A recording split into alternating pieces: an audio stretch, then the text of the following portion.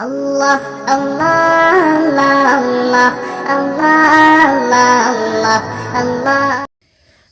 রমজান মাসের রাত্রগুলির মধ্য হইতে একটি রাত্রকে শবে কদর বলা হয়, যাহা খুবই বরকত ও কল্যাণের রাত্র। কালামে পাকের মধ্যে উহাকে হাজার মাস হইতেও উত্তম বলা হইয়াছে। হাজার মাসে ৮৩ বছর ৪ মাস হয়। অত্যন্ত ভাগ্যবান ওই ব্যক্তি যাহার এই রাত্রে ইবাদত করার তৌফিক হইয়া যায়, কারণ যে ব্যক্তি এই রাত্রটি ইবাদতের মধ্যে কাটায়া দিল, সে যেন ৮৩ বছর ৪ মাসেরও বেশি সময় ইবাদতে কাটায়া দিল। আর এই বেশিরও পরিমাণ আমাদের জানা নাই যে ইহা হাজার মাসের চাইতেও কত মাস বেশি উত্তম। যাহারা এই মোবারক রাত্রের কদর বুঝিয়াছে, তাহাদের জন্য বাস্তবিক ইহা আল্লাহ তাআলার একটি বড় মেহেরবানি যে তিনি দয়া করিয়া এমন একটি অপরিসীম নেয়ামত দান করিয়াছেন। দুররে মানসুর কিতাবে হযরত আনাস রাদিয়াল্লাহু তাআলা আনহু হইতে হুজুর সাল্লাল্লাহু আলাইহি ওয়াসাল্লামের একটি ইরশাদ নকল করা হইয়াছে যে আল্লাহ তাআলা শবে কদর আমার উম্মতকেই দান করিয়াছেন, পূর্ববর্তী উম্মতগণ উহা পায় নাই। কি কারণে এই নিয়ামত দেওয়া হইয়াছে, এই ব্যাপারে বিভিন্ন রকম রেওয়াত বর্ণিত আছে। কোন কোন হাদিসে আসিয়াছে, নবী করিম সাল্লাল্লাহু আলাইহি ওয়াসাল্লাম যখন দেখিলেন যে পূর্ববর্তী উম্মতগণ দুনিয়াতে দীর্ঘদিন জীবিত থাকিতেন, আর সেই তুলনায় এই উম্মতের হায়াত খুবই কম, এমনতো অবস্থায় কেহ যদি তাহার সমান নেক আমল করিতেও চায়, তথাপি উহা সম্ভব নয়। বিষয়টি চিন্তা করিয়া আল্লাহর পিয়ারা নবীর খুবই কষ্ট হইল। এই ক্ষতিপূরণের জন্যই এই রাত্র দান করা হইয়াছে। যদি কোনো ভাগ্যবান ব্যক্তি 10টি শবে কদরও পাইয়া যায়, আর সে এইগুলোকে ইবাদত বন্দেগীতে কাটায়া দেয়, তবে সে যেন 833 বছর 4 মাসেরও অধিক সময় পুরোপুরিভাবে ইবাদতে কাটায়া দিল। কোনো কোনো বর্ণনা দ্বারা জানা যায় যে একবার নবী করিম সাল্লাল্লাহু আলাইহি ওয়াসাল্লাম বনী ইসরাইল গোত্রের এক ব্যক্তির আলোচনা প্রসঙ্গে বলিয়াছেন যে সে ব্যক্তি 1000 মাস আল্লাহর রাস্তায় জিহাদ করিয়াছিল। ইহা শুনিয়া সাহাবায়ে কেরামের মনে ঈর্ষা হইল। অতঃপর তাহাদের ক্ষতিপূরণের জন্য আল্লাহ তাআলার এই রাত্রটি দান করিলেন। এক রেওয়াতে আছে যে একদা নবী করিম সাল্লাল্লাহু আলাইহি ওয়াসাল্লাম বনী ইসরাইল গোত্রের 4 জন নবী, হযরত আইয়ুব আলাইহিস সালাতু ওয়াস সালাম, হযরত জাকারিয়া আলাইহিস সালাতু ওয়াস সালাম, হযরত হিজকিল আলাইহিস সালাতু ওয়াস সালাম ও হযরত ইউসা আলাইহিস সালাতু ওয়াস সালামের আলোচনা করিয়া বলিলেন যে তাহারা প্রত্যেকেই 80 বছর করিয়া ইবাদতে মশগুল ছিলেন এবং চোখের এক পলক পরিমাণ সময় আল্লাহর নাফরমানি করেন নাই। ইহা শুনিয়া সাহাবীগণ আশ্চর্যজনিত হইলেন। পরক্ষণেই হযরত জিবরাইল আলাইহিস সালাতু ওয়াস সালাম সূরা কদর লইয়া হুজুরের খেদমতে হাজির হইলেন। এই প্রসঙ্গে আরও বিভিন্ন রেওয়াতে বর্ণিত আছে। এইসব রেওয়াতে বিভিন্নতার কারণ অধিকাংশ ক্ষেত্রে এই হয় যে একই সময় বিভিন্ন ঘটনা ঘটিবার পর যখন কোনো আয়াত নাজিল হয়, তখন প্রত্যেক ঘটনাকেই উক্ত আয়াত নাজিল হওয়ার কারণ বলা হয়। এই সূরা নাজিল হওয়ার কারণ যাহাই হোক না কেন, এই রাত্রে আল্লাহ তাআলার পক্ষ হইতে উম্মতে মুহাম্মদীর প্রতি এক বিরাট দান ও বিরাট রহমত। আর এই রাত্রে ইবাদত বন্দেগীর সুযোগও একমাত্র আল্লাহ তাআলা তৌফিক যাহাকে দেন, একমাত্র সেই ইবাদত করতে পারে। কত সৌভাগ্যবান ওই সকল মাশায়েখ যাহারা এই কথা বলিতে পারেন যে বালেগ হওয়ার পর হইতে আমার কখনো শবে কদরের ইবাদত ছুটে নাই। তবে এই মুবারক রাত্র ঠিক কোনটি, এই ব্যাপারে উলামায়ে কেরামের মধ্যে দীর্ঘ মত পার্থক্য রহিয়াছে। এই বিষয়ে প্রায় 50টি অভিমত আছে। সবগুলির আলোচনা করা খুবই কঠিন। শুধুমাত্র প্রসিদ্ধ অভিমতগুলির আলোচনা সামনে আসিতেছে। হাদিসের কিতাবসমূহে এই রাত্রির বিভিন্ন রকমের ফজিলত সম্বলিত বহু রিওয়ায়াত বর্ণিত হইয়াছে। উহার কিছু কিছু এখানে পেশ করা হইবে, কিন্তু এই রাত্রির ফজিলত যেহেতু স্বয়ং কোরআনে পাকে উল্লেখিত হইয়াছে এবং এই সম্বন্ধে একটি পৃথক সূরাও নাজিল হইয়াছে, কাজে প্রথমে এই সূরার তফসির লিখিয়া দেওয়া উত্তম মনে হইতেছে। আয়াতের অর্থ হাকিম উল উম্মত হযরত মাওলানা আশরাফ আলী থানভী রহমতুল্লাহ আলাইয়ের তফসিরে বয়ানুল কোরআন হইতে এবং ফায়দা সমূহ অন্যান্য কিতাব হইতে লওয়া হইয়াছে। আল্লাহ তাআলা কোরআনে বলেন, ইন্না আনজালনাহু ফি লাইলাতিল কদর। অর্থ, নিশ্চয় আমি এই কোরআনকে কদরের রাত্রিতে নাজিল করিয়াছি। অর্থাৎ কোরআন পাক লাউহে মাহফুজ হইতে এই রাত্রিতে দুনিয়ার আসমানে অবতীর্ণ হইয়াছে। এই একমাত্র বিষয় আল্লাহ তাআলা ফজিলতের জন্য যথেষ্ট ছিল যে কোরআন নাজিল হওয়ার এমন মহামর্যাদাশীল জিনিসও এই রাত্রিতে নাজিল হইয়াছে। তদুপরি ইহার সহিত আরও বহু বরকত ও ফজিলত শামিল রহিয়াছে।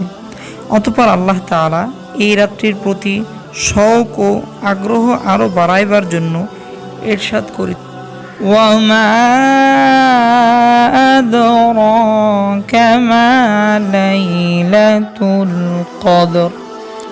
আপনি কি জানেন শবে কদর কত বড় জিনিস?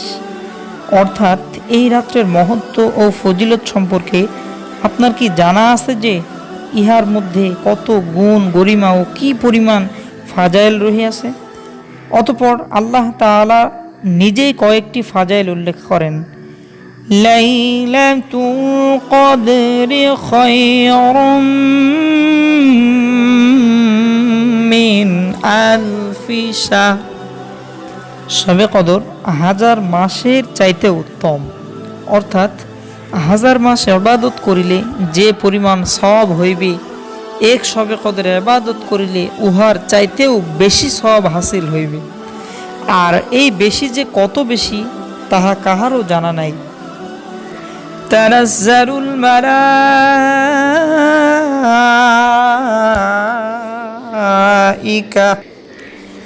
এই রাত্রে ফেরেশতাগণ অবতীর্ণ হয়।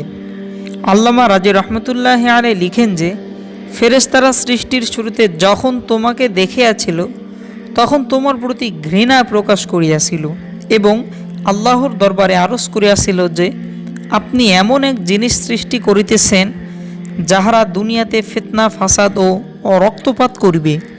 অতঃপর যখন পিতামাতা বীর্যের আকারে প্রথম দেখিয়াছিল তখন তোমাকে ঘৃণা করিয়াছিল, এমনকি যদি তাহা কাপড়ে লাগিয়া যাইত তবে ধুইয়া ফেলিত। কিন্তু আল্লাহ তাআলা যখন এই বীর্য ফোঁটাকে উত্তম আকৃতি দান করিলেন তখন পিতামাতাও তাহাকে স্নেহ ও পিয়ার করিতে লাগিলেন। তদ্রূপ আজ যখন তুমি আল্লাহর তৌফিকে পুণ্যময় শবে কদর আল্লাহর মারিফত ও ইবাদত বন্দেগীতে লিপ্ত হইয়াছ, তখন ফেরেশতারাও তাহাদের পূর্বেকার মন্তব্যের ওজর পেশ করিতে দুনিয়ায় অবতরণ করে।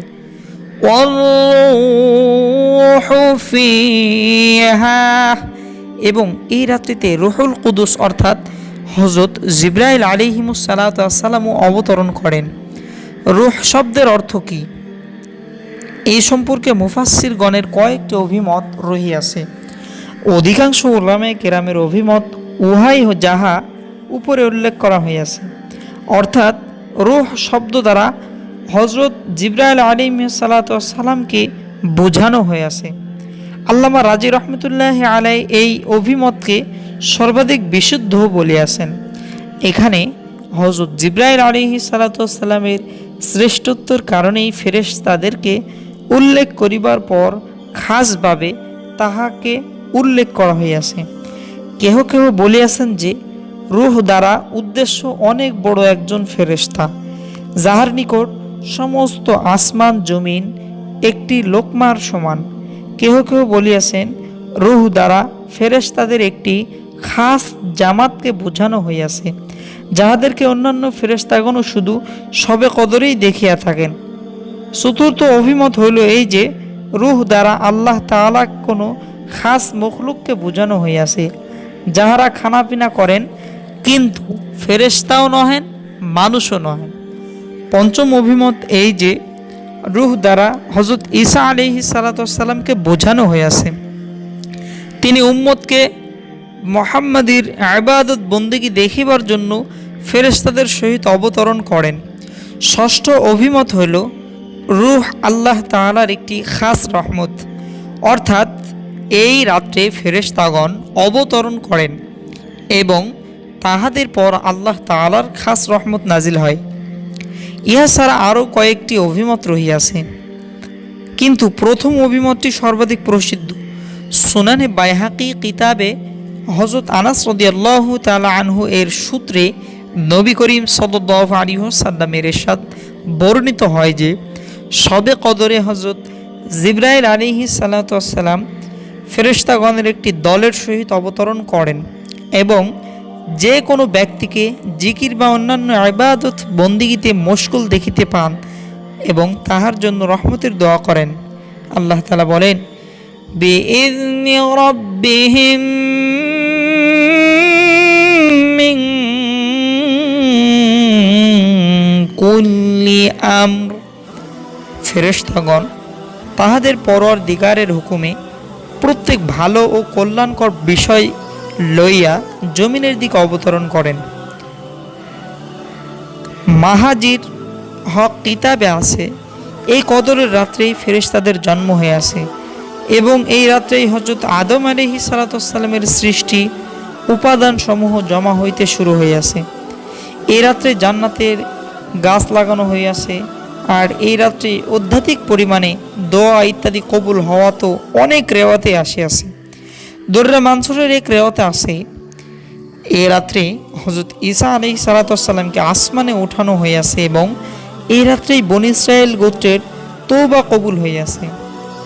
সালাম, এই রাত্রিটি শুরু হইতে শেষ পর্যন্ত সালাম ও শান্তি, অর্থাৎ সারা রাত্র ফেরেশতাদের পক্ষ হইতে মুমিনদের উপর সালাম বর্ষিত হইতে থাকে, কারণ রাত্রভর ফেরেশতাদের এক জামাত আসিতে থাকে এবং অপর জামাত যাইতে থাকে।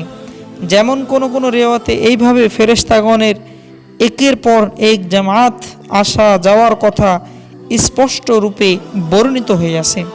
অথবা এই আয়াতের অর্থ এই যে এই রাত্রটি পরিপূর্ণ শান্তিময়, যে কোনো ফিতনা ফ্যাসাদ ইত্যাদি হইতে নিরাপদ। হিয়া হাত্তা মাতলাইল ফাজর, এই রাত্র উল্লেখিত বরকত সমূহ সুবহে সাদিক পর্যন্ত থাকে। এমন নয় যে এই বরকত রাত্রের কোনো বিশেষ অংশে থাকে আর অন্য অন্য অংশে থাকে না, বরং সমানভাবে সকাল পর্যন্তই এই বরকত সমূহ প্রকাশ ঘটিতে থাকে।